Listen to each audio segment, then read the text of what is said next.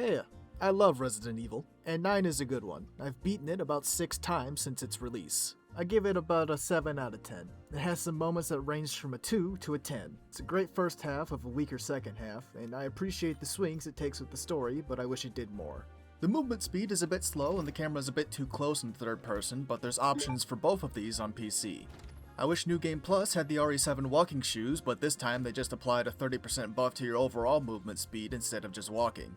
I think it'd feel good for replays while still respecting the developer's original intention with your first playthrough.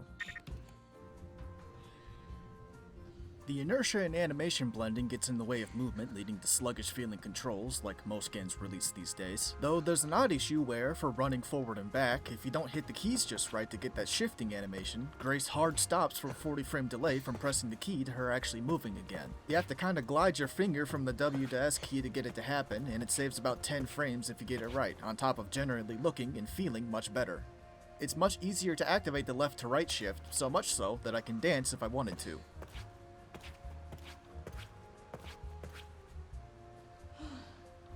Leon has a bit more pep in his step because whether you get the shifting animation or not, it takes him 30 frames to get moving either way.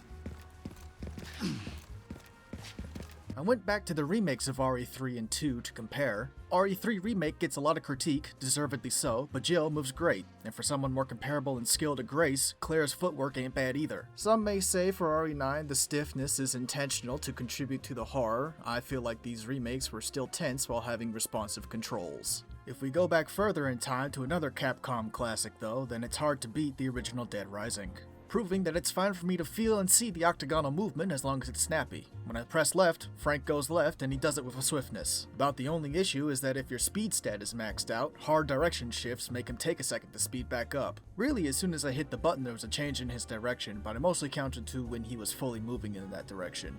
Really fine stuff. Yeah! For Resident Evil 9's guns, the hit feedback is great, and I kinda love when they do the ragdoll animations and fly backwards on death. I'm actually a bit disappointed whenever they do the canned death animations, as the former just feels much more dynamic. It reminds me of Stalker, which had great hit reactions and ragdolling. The Requiem hand cannon always causes canned animations, which is a shame. I would have loved to see dudes flying across the room. As to whether the game is using hit scan or projectiles, it's definitely hit scan. Your guns don't fire tracer rounds at any point, and slowing down time, it seems to be hit scan with delayed impact effects. That's perfectly fine and normal for this kind of game though. It'd be weird to see projectiles at this distance, even if that would add more impact to the shooting for me personally. I'm happy to report that the game passes the one in the chamber system check even better than the Resident Evil 4 remake did. In 4, it was only for the handguns. In 9, every gun that should have it now does, though they elect to show the total shell count for shotguns instead of getting granular. Leon chamber loading these things before turning it around and quad loading it is very fun. The ammo count is accurate for each step as well. I would have loved an upgrade that has a little shell holder next to the chamber that you can use to just slide it into place.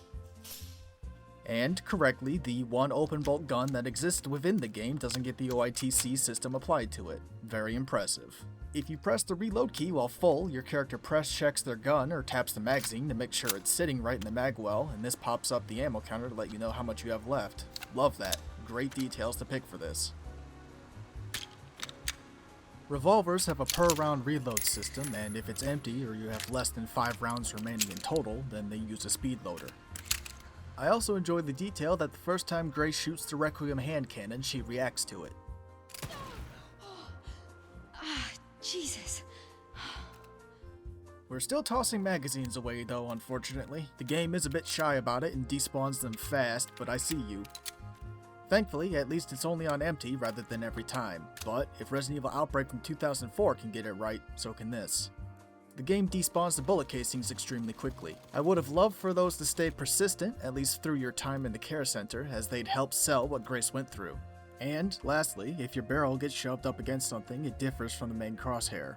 Very good detail with the guns in this game. Great job.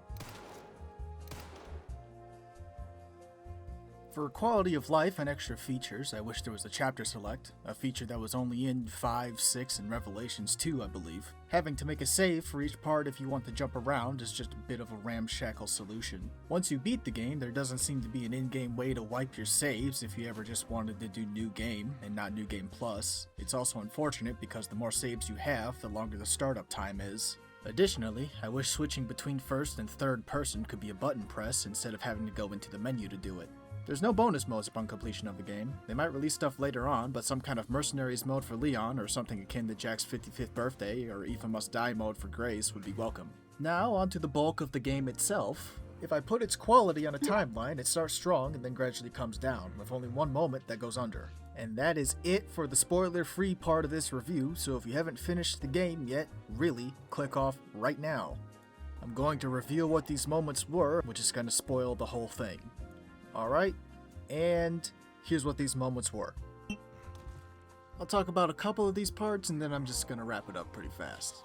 The intro is alright, but a bit long for speedy replays. Even rushing it as fast as I can, it still takes roughly 17 minutes from pressing play to unlocking the West Wing.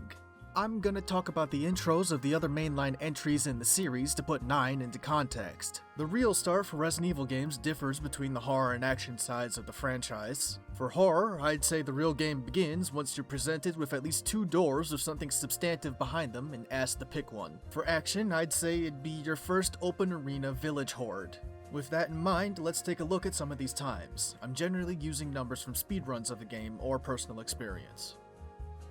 Then, finally, in comparison, Resident Evil 9 takes about 18 minutes to unlock the West Wing doors, which is where you enter the normal play state for the game. But then it takes about an additional 8 minutes on top of that to get to the level 1 ID wristband, which is where you actually get a choice on where to go for one fleeting moment. If I was rating these games based purely on how long it takes to get to the meat of it, 9 would rank 3rd worst. And even with that choice you get with the ID wristband, there's only one real optimal path to go during your entire time in the care center.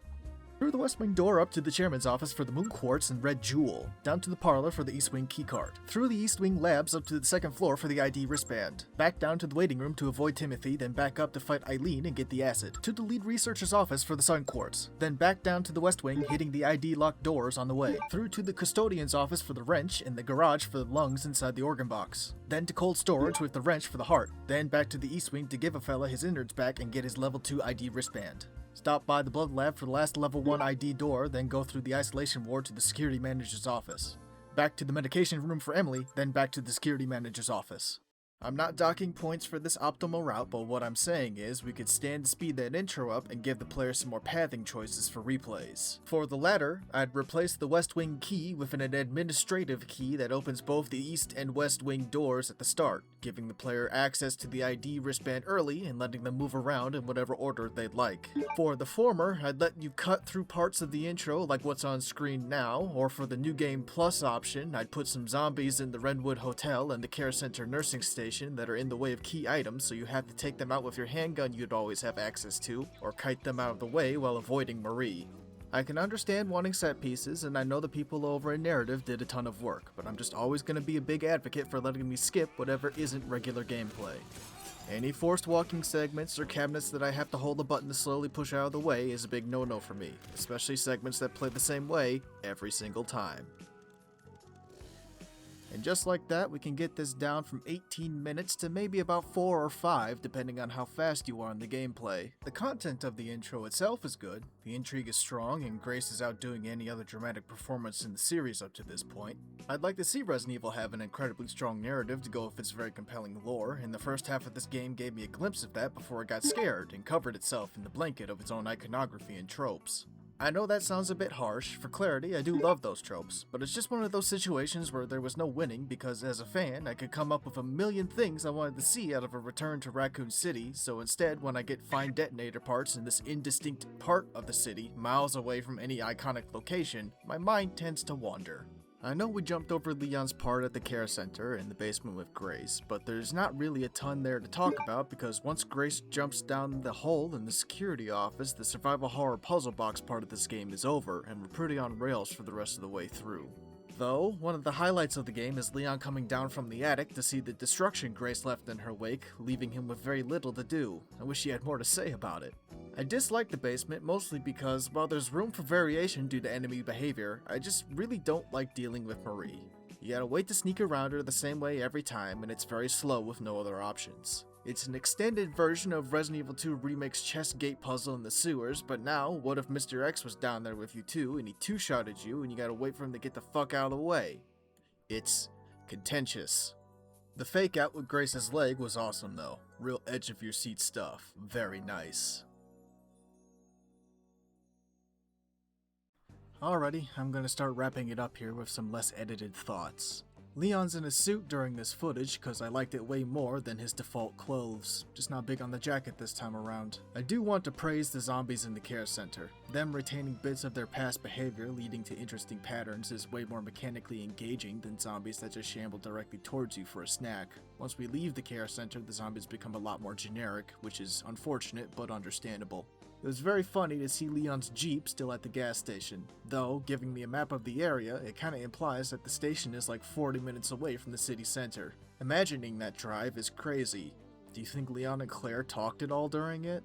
The Raccoon City police station isn't quite on par with the return to Shadow Moses Island in Metal Gear Solid 4, but it's cute. I wish more of it was open with Leon having more to say, maybe some more notable skeletons still around, like Elliot or Brad. It's a bit weird that Claire isn't mentioned at all in this game, considering that a crucial plot point revolves around an area that only she can go to in the 2 remake. And it would have been cute if you could find some first aid sprays to use instead of the med injectors. Other than shooting down Nikolai's helicopter in 3 and shooting Nikolai in 3's remake, I suppose, this is the first time in the mainline series where you're just outright killing humans, which is interesting. I got spoiled on the hunk fight and was expecting something on the level of Krauser's knife fight in RE4 remake, which this is a bit less than. That Krauser fight is amazing. That could be its own game. Anyways, I heard if you come back in here, the guy's body is missing and the blood pool is replaced with a smear. Human unit never killed, I guess. The final thoughts are, like I said at the start, strong first half, weak second half. I'm likely only going to come back for franchise retrospectives. Leon and Grace's roles never invert. Initially, I thought Leon's illness would have affected him to the point where he'd get a limited inventory survival horror section, and that Grace would get more confident than she did. She wouldn't have been doing backflips, of course, but maybe she could have gotten some heavy-duty equipment for a section. As it stands, if I want survival horror, I have RE2, and if I want action, I have RE4. This game does both horror and action well, but they didn't mix them together like how I imagined they would, and they didn't do either one better than the best games in the series for the franchise's 2 tones.